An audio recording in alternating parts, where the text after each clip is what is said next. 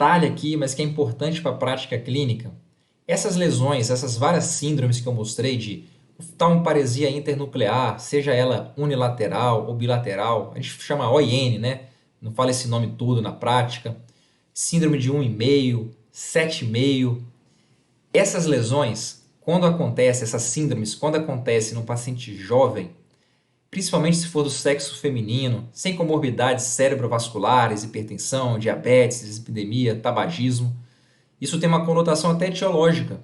O mais comum é que essas lesões tenham um caráter desmielinizante aqui no contexto de uma esclerose múltipla. Já em vários outros casos, como eu mostrei para vocês, principalmente pacientes mais velhos e com fatores de risco cerebrovascular, a gente vai pensar principalmente nas etiologias vasculares, aqui representada pelo AVC isquêmico, pelo AVC hemorrágico. Combinado? Vamos para mais um caso super interessante, olha só. Eu tive a oportunidade de acompanhar um pouco mais de perto esse paciente de 18 anos, recente agora, sem alterações dignas de nota e que procurou um serviço com queixa de visão dupla. Uma visão dupla agora diferente, não foi de instalação súbita, foi uma instalação um pouco mais progressiva, foi piorando ao longo de dias e junto com essa visão dupla, era uma diplopia, né, no caso aqui, binocular que a gente fala. Quando ele fechava um dos olhos, melhorava a visão, dando uma característica de uma diplopia neurológica, né, que piora quando os dois olhos estão abertos. Junto com isso, ele tinha uma fraqueza no lado direito do rosto, aqui representada, aqui, ó, uma fraqueza, uma paralisia facial de padrão periférico. E fora isso, esse paciente não tinha fraqueza, ele não tinha acometimento de trato córtico-espinhal, mas lembra aquela dica que eu dei? Ó, um acometimento de via longa, tinha um formigamento no hemicorpo esquerdo. Diagnóstico topográfico, até que se prova o contrário, no tronco encefálico.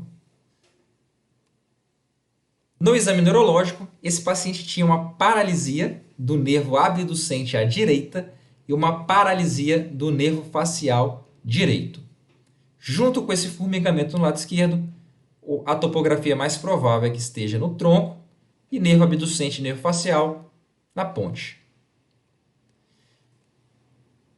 Olha só, o paciente fez um exame de imagem que mostrava uma lesão grande, né? Parece uma lesão grande, mas na verdade aqui tem muito efeito de edema aqui, tá, galera?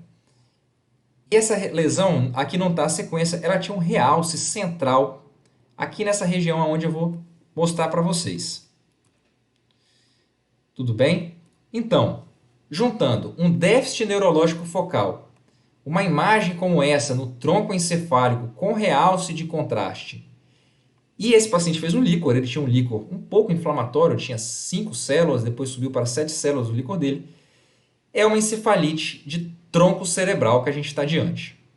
E encefalite de tronco cerebral podem ter várias hipóteses nosológicas. Aqui a gente vai tirando várias. Ó. Vascular vai embora, traumático não tem nada a ver, metabólico e tóxico também não.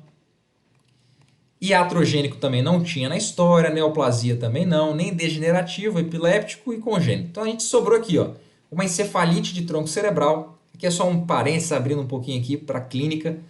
Pode ter uma origem infecciosa, uma origem inflamatória autoimune ou neoplásica. É isso mesmo. Então, olha só, infeccioso pode ser vários desses bichos aqui, dando destaque para listéria, enterovírus e herpes 1 e 2. Inflamatório de longe, a doença de BC é a causa mais comum de encefalite de tronco. E neoplásico a gente tem outras possibilidades, como linfoma, histiocytose, e o glioma também entra no diagnóstico diferencial, um pouco menos provável nesse paciente, porque ele tinha alteração na celularidade do líquor, mostrando um caráter mais inflamatório ou infeccioso. Esse quadro, o que a gente faz? A gente não sabe, a princípio, se é infeccioso, inflamatório, a gente entra com tratamento empírico. Esse paciente recebeu ampicilina junto com aciclovir de forma empírica para cobrir aqui listéria, né, a ampicilina, e o aciclovir para cobertura do herpes vírus, principalmente. E depois que foram saindo os resultados negativos para pesquisas infecciosas, o paciente pulsou, né, tomou corticoide na veia e melhorou bastante. E é isso que eu queria mostrar para vocês. A paralisia facial desse paciente então melhorou, mas ele, num primeiro momento, isso pode mudar daqui a um tempo, ele ficou com... Olha aqui pro meu dedo. Vamos lá, ó. Acompanha Olhando para a aqui. esquerda, normal, né? Lembrar que a lesão dele tinha um centro mais à direita, né? E olha só, Aqui. paralisia do músculo reto lateral à direita. Provavelmente o que aqui, galera? Uma lesão das fibras que estão saindo do núcleo do nervo abducente. E olha a ressonância dele depois do tratamento, aqui numa sequência T1, mas a gente vê, ó, logo ali, ó, próximo ao núcleo do abducente, ficou uma cicatriz aqui, um buraquinho que provavelmente justifica, né? Provavelmente não, justifica essa alteração que a gente encontra no exame neurológico desse paciente. E justificava já antes também, né? A paralisia que ele já tinha antes. Então aí mais uma demonstração da correlação anatomoclínica. Isso aqui é um clássico da neurologia. Falei para vocês agora há pouco de esclerose múltipla dando OIN, unilateral, bilateral. Se você vê paciente jovem sem fator de risco, com quadro de neuralgia do trigêmeo clássica é doença de paciente idoso, né? Mas neuralgia do trigêmeo em paciente jovem é esclerose múltipla até que se prova o contrário, por lesão intraaxial no tronco. Aqui, ó, representando o trajeto do nervo trigêmeo. Ele emerge aqui na ponte, nessa região. Então aqui é o trajeto intraaxial do nervo trigêmeo, que pode dar a clínica de neuralgia do trigêmeo. Um clássico aí para não deixar passar para vocês também. Agora, mais uma coisa muito importante que tem na ponte, isso a gente não desenhou, eu deixei no final da aula de propósito para chamar bastante a atenção de vocês. Aqui na ponte começa a surgir, na verdade no bulbo já tem, mas na ponte existe uma formação reticular muito importante, que a gente divide o seguinte: formação reticular superior e formação reticular inferior. Essa formação reticular inferior, ela tem mais uma função de reflexo, de juntar as coisas. Ela está lá no bulbo da medula para baixo. Agora, na parte da ponte, principalmente na parte mais acima da ponte, no mesencéfalo, a gente tem a formação reticular superior. E essa formação reticular superior, ela tem um papel fundamental em manter a gente alerta, manter a nossa vigília, que é a formação reticular que recebe o nome aí de sistema reticular ativador ascendente, ou seja, ele ativa a gente, deixa a gente ligado. E onde é que está localizada essa formação reticular? Ela fica aqui, ó, dispersa no tegmento da ponte, no meio dos núcleos. Tudo bem? Então aqui, ó, o sistema reticular ativador ascendente. Esse mais inferior, né? Na parte aqui, ó, do bulbo e da medula, tem uma função mais integrativa de núcleos e de informações, mas na ponte e no mesencéfalo a gente tem essa formação reticular superior que está relacionada ao sistema reticular ativador ascendente para manter a nossa vigília. Então olha só, aqui vocês já começam a entender o porquê e as principais topografias prováveis de um paciente que está em coma, que está sonolento.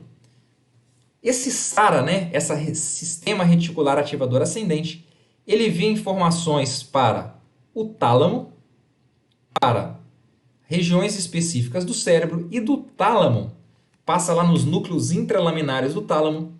Isso é espalhado para todo o nosso córtex ficar ativo.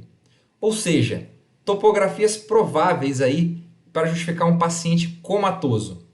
Ou uma lesão no SARA, que é onde começa essa ativação, aqui ó, na formação reticular pontomesencefálica, no SARA, né? Então aqui, se você tem uma lesão nessa região, o paciente vai ter um comprometimento da consciência, não necessariamente vai ficar em coma, mas o paciente pode não ficar tão alerta quanto deveria estar.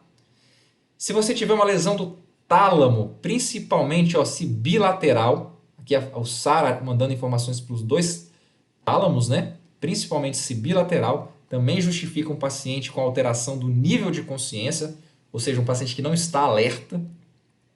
Ou então, lesões bilaterais cerebrais são outra topografia provável para um paciente comatoso. Combinado? Então, mais uma importante estrutura anatômica na ponte que eu ainda não tinha apresentado para vocês.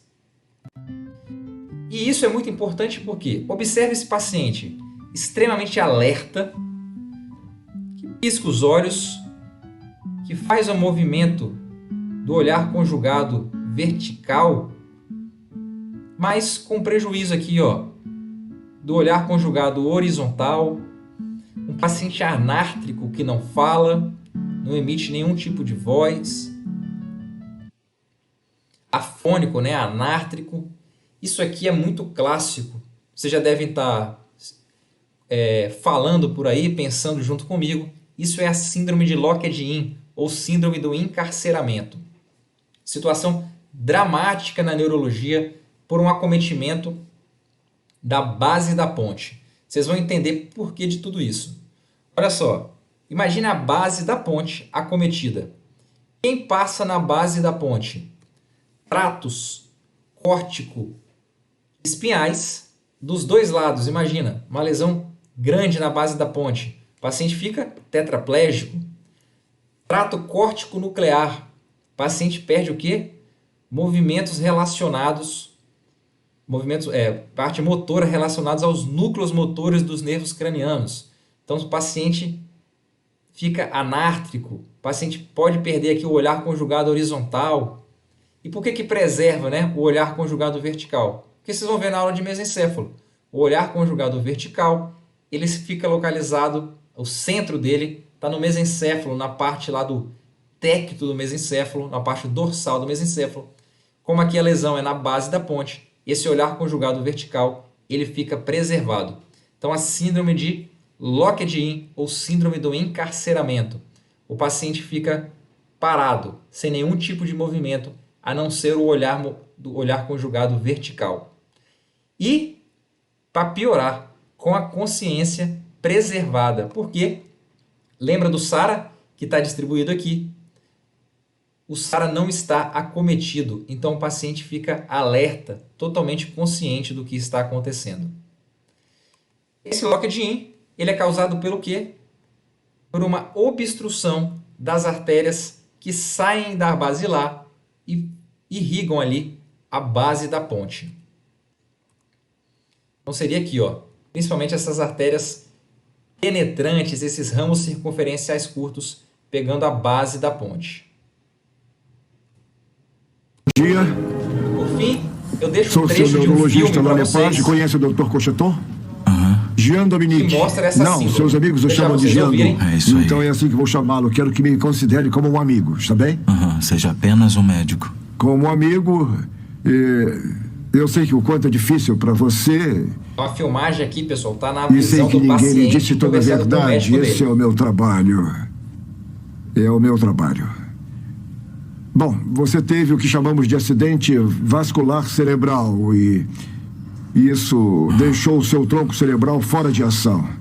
O tronco cerebral é uma parte vital do nosso computador interno que liga o cérebro à espinha dorsal, entendeu? Tempos atrás teríamos dito que você teve um derrame cerebral e provavelmente teria morrido. Mas as técnicas de ressurreição estão tão avançadas que podemos tentar. Isto é, podemos prolongar a vida. Isso é vida? Tá? Isso é vida? Prolongar a vida, é. Não vou enrolar, Jandu. Você está paralisado da cabeça aos pés e, como você já deve ter percebido, não consegue falar. Você tem o que chamamos de síndrome Locked-in. Síndrome Locked-in. Síndrome Locked-in. Não vai confortá-lo saber que suas condições são extremamente raras. Extremamente raras. Simplesmente não sabemos a causa. Bom. Bem, pessoal, eu não vou dar spoiler do filme, mas recomendo fortemente que vocês assistam o filme, que é o Escafandra Borboleta, ganhador aí de 2 Globos de Ouro e indicado a 4 Oscars, que representa muito bem essa síndrome de Lockheed na visão de um paciente. Então, mais uma vez, foi um prazer poder aqui compartilhar um pouco aí de como eu aprendi anatomia, como o Wagner aprendeu. Reforçamos aqui a necessidade de vocês darem um feedback para a gente, falar se está superficial, se está profundo. Aqui a gente tenta manter um meio termo para não ficar nem muito superficial e nem muito profunda a aula, mas conforme a demanda a gente complementa ou explica novamente. Mandem mensagens, mandem e-mails que a gente está à disposição para responder. Um abraço e até a aula de mesencéfalo.